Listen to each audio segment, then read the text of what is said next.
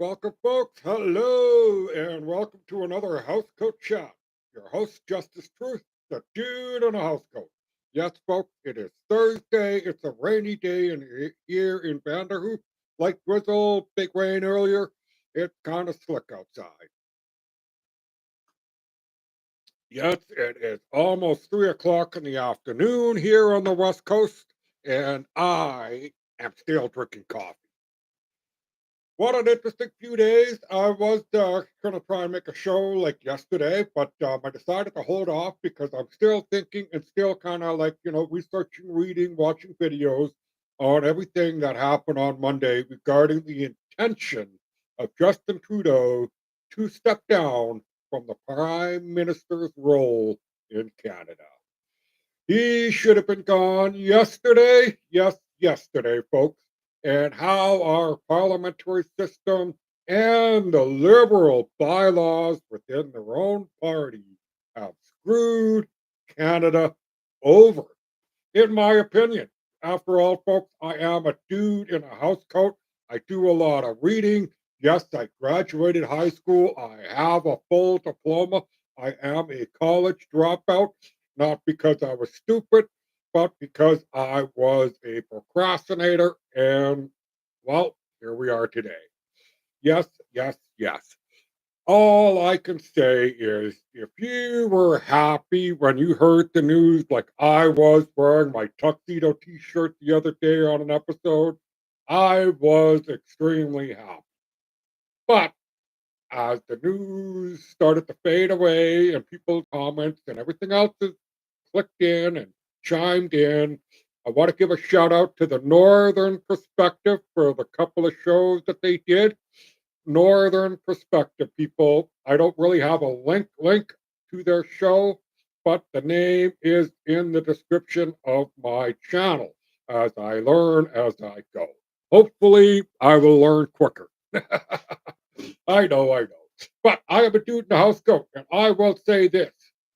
Justin Trudeau basically broke rules again regarding our parliamentary business and our guess our constitution or our charter of rights and a few other things in between.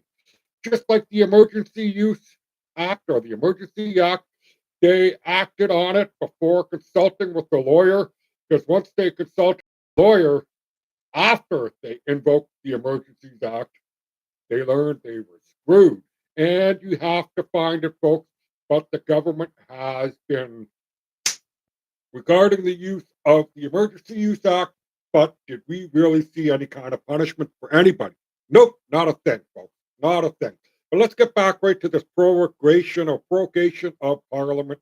The cancellation of our sitting members of elected officials to do business on our behalf has been canceled again because Justin Trudeau, in his own words, said, I want to reset Parliament and give the party a chance, folks. A chance. I'm repeating it because I want you to remember that word. To elect a new leader before an election can happen.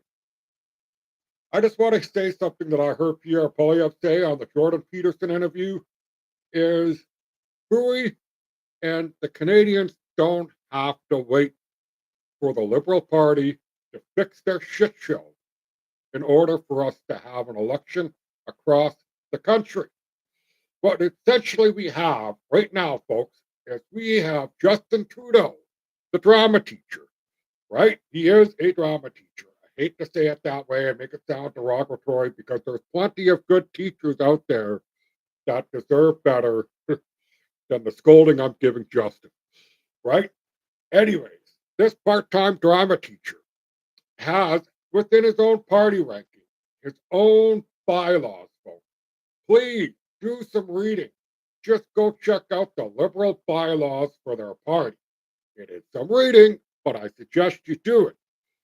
They changed the rules shortly after or shortly before Justin Trudeau was selected as the prime minister, or I mean, as the leader of the Liberal Party. It used to state that a committee, or if enough delegates within the Liberal Party want to vote the leader out, they can vote the leader out. But instead, they changed the rules to so that Justin Trudeau will be the only one to decide when he will resign, quit, and such. Technically, the Liberal Party cannot fire Justin Trudeau. Remember the Peter O'Toole thing during the convoy days where they quickly got rid of Peter O'Toole and installed Pierre Polyev? Hope I said that correctly. Remember that? And about all the parties, apparently, the NDP party has the strongest bylaws out of all the parties regarding their business within the party. So here we are with a wannabe King Charles and Justin Trudeau prancing around our country saying he intends to quit. And then just yesterday, after a reporter asked him why was the caucus meeting so short, he looked at him and smiled and says in French, "I am still the prime minister and I have lots of work to do." But to quote Elon Musk's tweet, post, whatever you want to say, that made me chuckle and laugh my ass off was, "Girl, you're not even the governor of Canada anymore. So why don't you, go?" Go find that tweet if you're on X, folks. If you haven't seen it, it is a chuckle. Girl, you're not even the governor anymore. That is hilarious to a dude in a housecoat regarding our current prime minister. If you're a liberal supporter, after you hearing what I just said and the shit show that's going on, you at least better agree that within the party, the rules need to change. Now, I know enough about Trudeau. I have the opportunity today to actually catch a live press conference of Pierre Polyev while it was live and streamed on X. I also commented on his feed when it just started that I hope you talk about the foreign interference. Now, while listening and doing other things at the same time, I may have missed him talking about the foreign interference. But lo and behold, I don't think it happened. He is a very good speaker, very good orientator, or whatever. And, I do kind of hope he will become the prime minister, but actions speak louder than words. I am truly hopeful that changes will happen that benefit Canada and not the NGOs.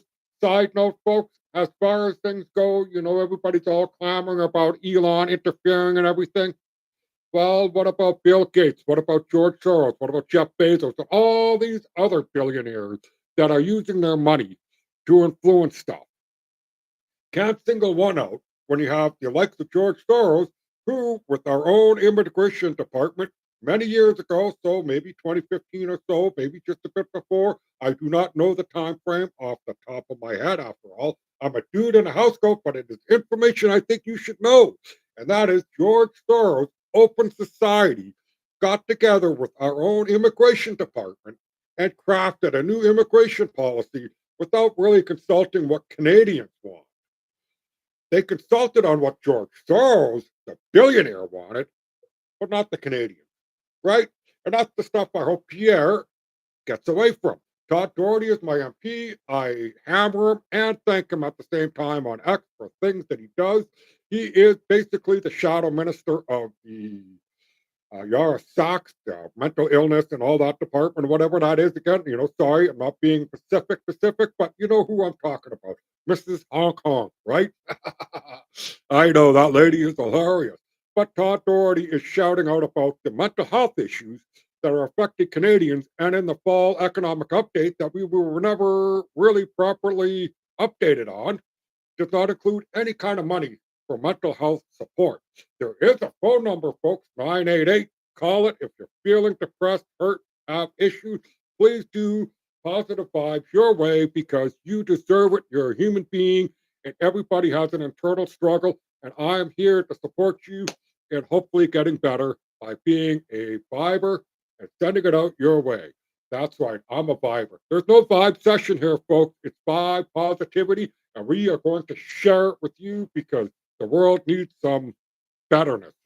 That's not really a word, but it just popped into my head, right?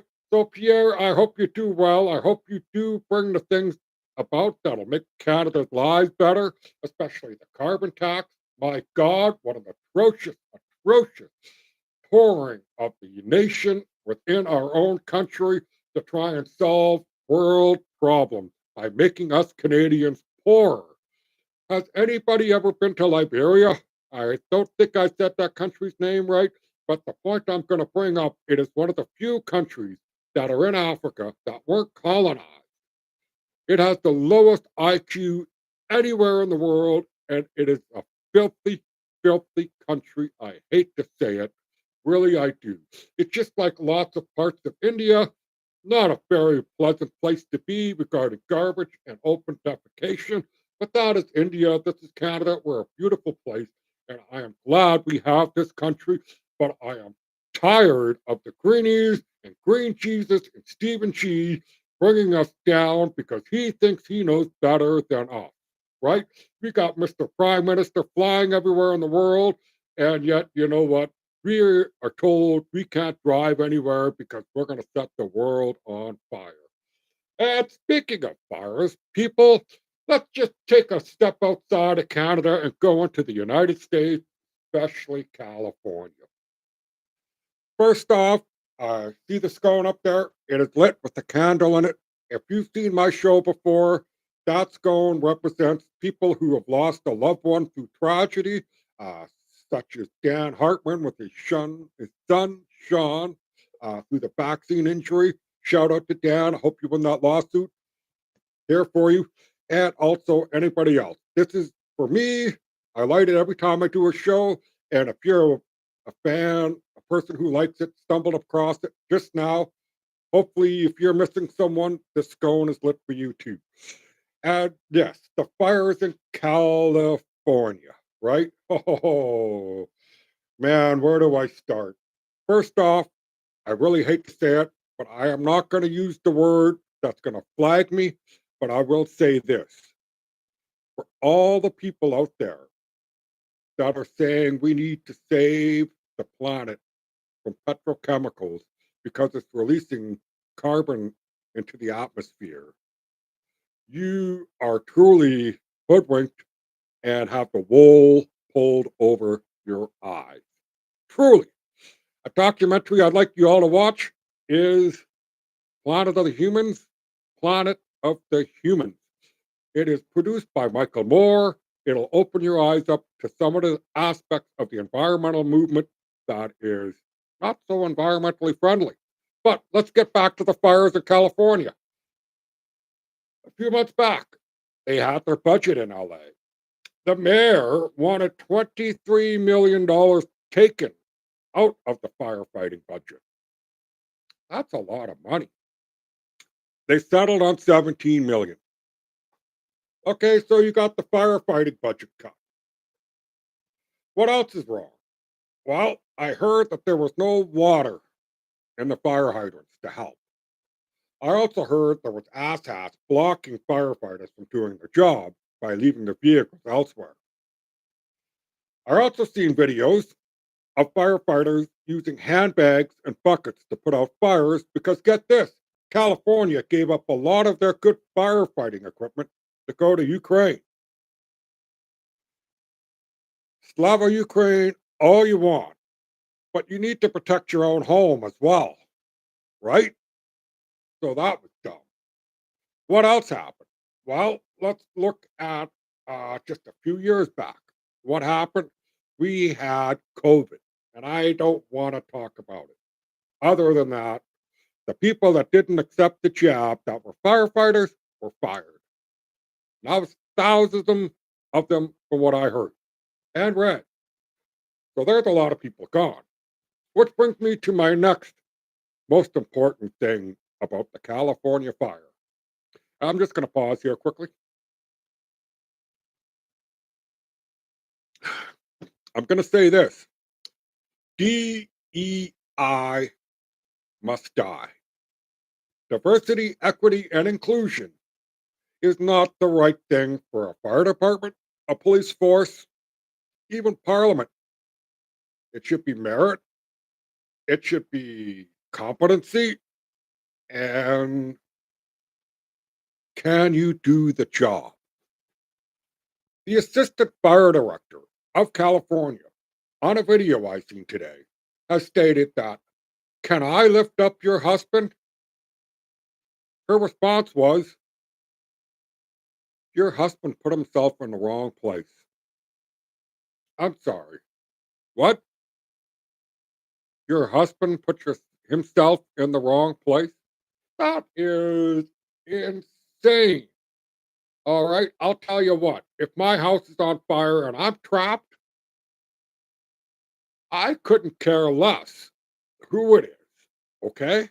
So, all of you diversity, equity, inclusion people, I'm going to really throttle you here. I want a tall blonde man, 6'4", Aryan, to save my ass if I'm in trouble. On the flip side of that, I also want a very strong and capable black man to be able to save my ass out of the fire. I don't care the race, skin color, culture, religion, whatever. Can you do the job? Are you competent for the job? Right? Holy smokes.